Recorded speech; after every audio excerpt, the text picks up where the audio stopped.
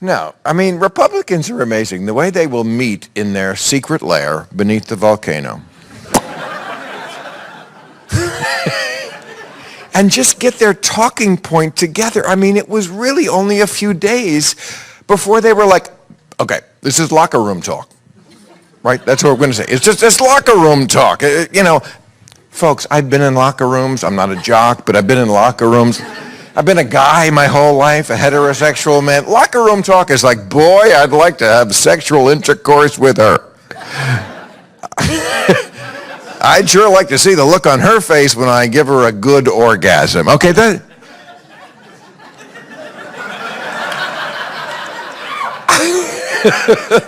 Not you specifically, Sarah. And women I was talking about, but I thank you for the sentiment.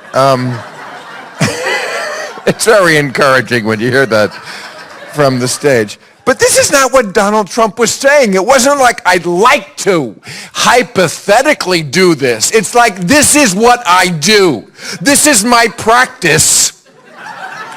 And give me a tic-tac, Igor, because I'm about to do it again. That's different. You know, I mean, Anderson Cooper asked him 3 times at the, like Jesus. 3 times before the cock crows. Did you actually do this? Poor Anderson Cooper. He hasn't been made to talk about pussy this much his whole life.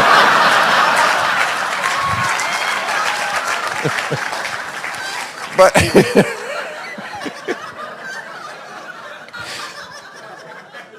but really, he kept asking him, to his great credit, you know, did you actually? No. Of course, Donald Trump, the greatest liar in the world, says no. And then he's outraged when women come forward and say, no, this is exactly what he did. How dare you claim I did the things I claim I do? Who are you going to believe, me or me?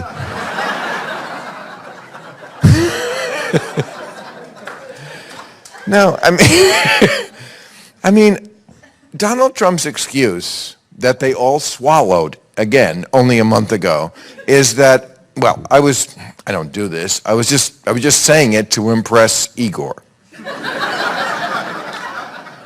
Which I find even more disturbing than the act itself. But, you know, 12 women have come forward now. Miss Finland last week came forward and said he grabbed her ass. Donald Trump responded. He said, her ass is rigged. I've never met my hand. And I'm suing Finland. This man, Donald Trump, this thing, must look in the mirror and see Ryan Gosling. I mean, that's... You know what? Because, like, his thing about walking into the beauty pageants backstage, and he has this idea in his head that they love this when these chicks are like this waddling sack of shit with the comb over from a cashier at a $5 motel.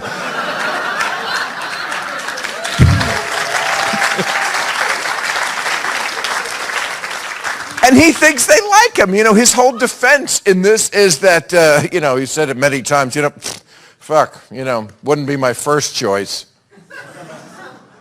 I don't think so. Yeah, I wouldn't waste a tic-tac on her, if you know what I'm saying.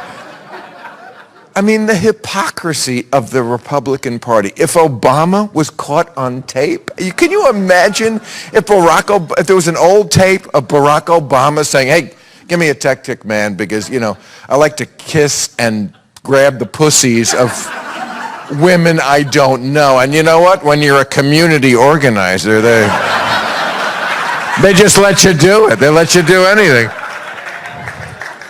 I mean, Trump's apologist, there's this Alabama Senator, Jeff Sessions, his big ally in the Senate, and they asked him about this, you know, sexual assault. He said, I think that's a stretch. Okay, and the interviewer said, really, grabbing a woman's vagina without her permission is not sexual assault? He said, I think it would depend on the circumstance. Yeah, I can imagine a lot of, like, say a pussy's about to fall off a cliff. You're gonna want to grab that pussy without a lot of politically correct nonsense preventing you from saving a life. I mean, that's obvious to people. I mean, do the Republicans know women can vote now? You know, it's,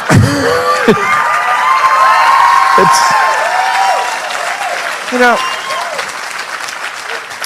I mean, if you live in a small town, I guess you can avoid blacks and Mexicans, but you're going to run into some women. You just are going to run into some women. What do they say to them? I mean, these people who, for a living, lie for Donald Trump on television, his flying monkeys, you know, Kellyanne Conway and Mike Pence and Rudy Giuliani and Newt Gingrich and Chris Christie, his morbidly obese companion animal.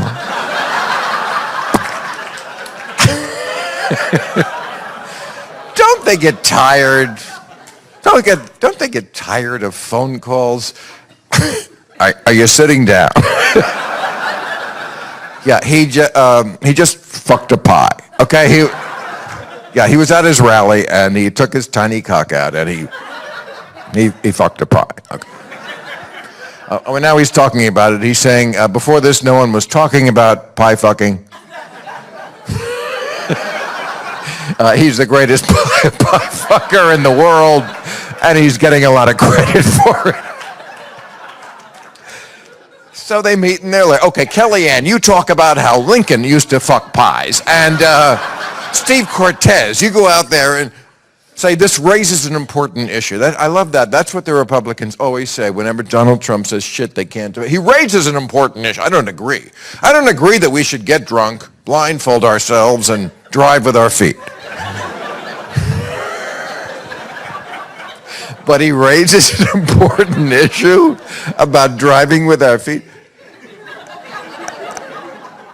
Have you ever seen a Donald Trump rally? I mean, first of all, he takes great pride in the fact that he doesn't use a teleprompter. He doesn't want to alienate his base by reading. You know. I mean, when I see that hat, Make America Great Again, I always think for his crowd, a little wordy. Are they really getting through all of that? Make America, I'll read it tomorrow. Next time he runs, it's just going to say, fuck! Fuck! Yes, that's how I think. That man is expressing me exactly. He says what my brain is farting. But okay, so he's got this teleprompter, and you know, he doesn't usually use a teleprompter. When he does, you can tell it's new to him, and that he never saw it before, because he'll like get to the end of a sentence and go, so true. So true. That is so, I mean, whatever I just said, which I wrote myself, is so true. That's, but, so his rallies always begin with, you know, like 10 minutes on his general greatness, and then it moves to a completely fact-free assessment of our nation's problems and his always constitutionally impossible solutions. You know, you know this. He says, you know, we should repeal Obamacare and replace it with something terrific. People are voting for this, something terrific. Why didn't Obama think of that? See, because he's a Kenyan socialist. That's why he doesn't want to make America terrific. But, you know, it's not about policy, this campaign. It's about a feeling, right? And what is that feeling? That fear, yes, but also white men have gotten a raw deal in this country. That's really what you know, everything is rigged. The elections are rigged, and the debates were rigged, and the primaries were rigged. Fuck, when are white men born to great wealth gonna catch a break in this country? When Are they going to get a place at the table? Everybody, you know, and I used to look at Trump and think, well, how could he get any votes? He's such a whiny little bitch. Because that's who his fans are. These white men sitting at the end of the bar, crabbing about how we're not winning anymore because their dick doesn't work. And everyone is always pushing us around, Mexicans and the Chinese and women and blacks who get all the breaks with reverse racism.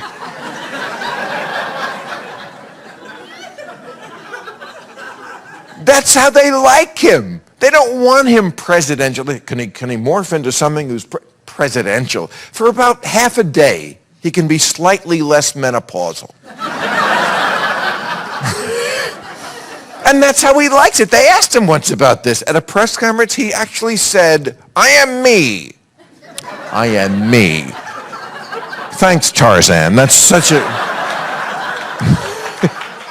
Even Melania was like, your English not too good, Daddy.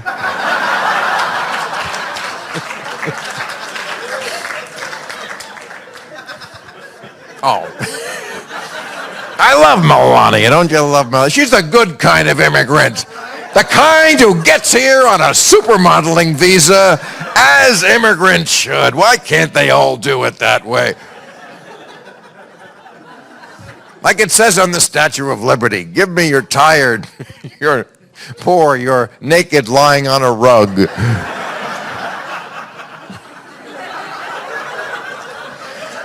good immigrants. The one who'll do the jobs Americans don't want to do. Like marrying Donald Trump.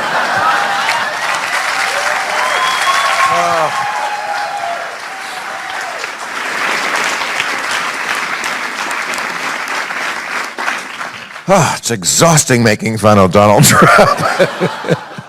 But it's so enjoyable. But no, he's a funny guy, right? He hates immigrants, but he married two. They seem like nice ladies, but I swear to God, somewhere there is a Mexican woman hiding in the back of a chicken truck, sneaking into this country, thinking, at least I didn't have to blow Donald Trump. Whew. So,